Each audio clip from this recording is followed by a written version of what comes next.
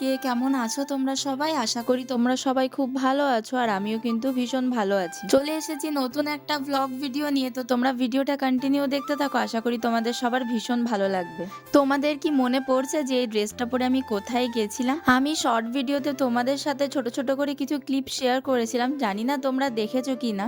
যদি তোমরা ভিডিওগুলো দেখে থাকো তাহলে কিন্তু অবশ্যই কমেন্ট করে জানাও যে আমি এখন কোথায় আছি। আমি কিন্তু এখানে একা আসিনি, আমার সাথে কিন্তু আমার বোন আর এই যে উমাদিও এসছে। আমরা যাদের বাগানে আজকে ঢুকবো তো তার জন্যই ওয়েট করছিলাম দাঁড়িয়ে। তো সে এখনো এসে পৌঁছায়নি, তাকে কল করেছিলাম, ও বললো যে আমি ঘর থেকে বেরিয়ে গেছি, তোমরা একটু দাঁড়াও। আর তার জন্যই দাঁড়িয়ে কিন্তু আমরা এখানে কিছু ভিডিও বানিয়ে নিচ্ছিলাম। এই যে আমার বোনও এসছে সাথে। আর তারপরেই দেখো এখানে শুভজিৎ চলে এসছে। যেহেতু বাগানটা ওদের, তার জন্য কিন্তু ওকেই ফোন করে ডেকে নিয়ে এলাম। আর দেখো বাগানে চলে এসছি। এখানে কিন্তু অনেক কিছু গাছ লাগিয়েছি, তোমাদেরকে একে একে সবটা শেয়ার করব, কিন্তু তোমাদের তার জন্য কিন্তু পুরো ফুল ভিডিওটা দেখতে হবে। আর তার আগে বলো যে তোমাদের এরকম বাগান ক্ষেত কেমন লাগে? আমার তো ভীষণ ভালো লাগে, কারণ আমি ছোটবেলা থেকে এরকম কোনো জায়গায় যাইনি বা আসিনি, তার জন্য আমার কিন্তু এরকম জায়গা দেখলেই খুব যেতে ইচ্ছা করে। তোমাদের কেমন লাগে অবশ্যই কিন্তু আমাকে কমেন্ট করে জানাও। আর এই দেখো কথা বলতে বলতে কিন্তু আমরা বাগানের একদম ভেতরে ঢুকে পড়েছি। আর এই দেখো এখানেও কিন্তু বেগুন গাছ, এটা কিন্তু পুরোটাই হচ্ছে বেগুনের ক্ষেত। আর বেগুনের ক্ষেতের পরেই কিন্তু ছিল এই যে বাঁধাকপির ক্ষেত। এই যে যেই কাকিমাটাকে দেখতে পাচ্ছ তোমরা, সেটা হচ্ছে শুভজিতের মা। আর কাকিমাটা কিন্তু এখন বাঁধাকপি তুলতে এসেছিল। আর এই বাঁধাকপি, ফুলকপি, মাঠের সমস্ত সবজি কিন্তু তারা টাটকা বিক্রি করেন, আর খেতেও কিন্তু অসাধারণ টেস্ট হয়। আর তারপরেই দেখো বাঁধাকপির ক্ষেত পেরিয়ে আমরা কিন্তু চলে গেছিলাম হচ্ছে ব্রোকলির ক্ষেতে। ওই দেখো দূরে দেখতে পাচ্ছ।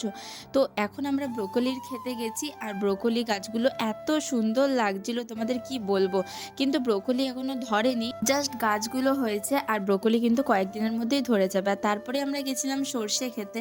সর্ষে ক্ষেত তো সবারই ভালো লাগে, তাই আমরাও গিয়েছিলাম একটুখানি রিলস ভিডিও বানাবার জন্য। শুধুমাত্র রিলস নয়, অনেক ফটোও তুলেছিলাম, আর সেগুলো কিন্তু তোমাদের সাথে আগেই শেয়ার করে দিয়েছি।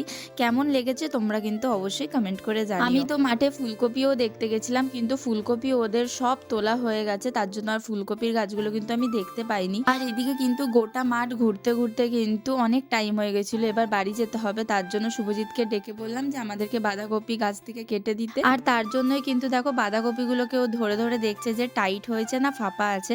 তো যাই হোক কতগুলো বাঁধাকপি তুলেছি।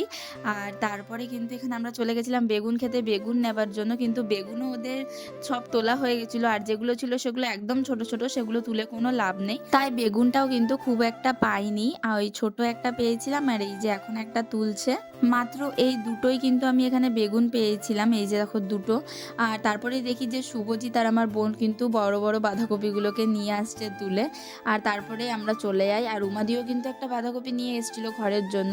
আর এই দেখো এখানে হচ্ছে আমাদের বাঁধাকপি। তারপরে কিন্তু আমরা ক্ষেত থেকে বেরিয়ে যাই, যেহেতু অনেকটাই লেট হয়ে গেছিলো, তার জন্য এবার তাড়াহুড়ো করছিলাম বাড়ি যাবার জন্য।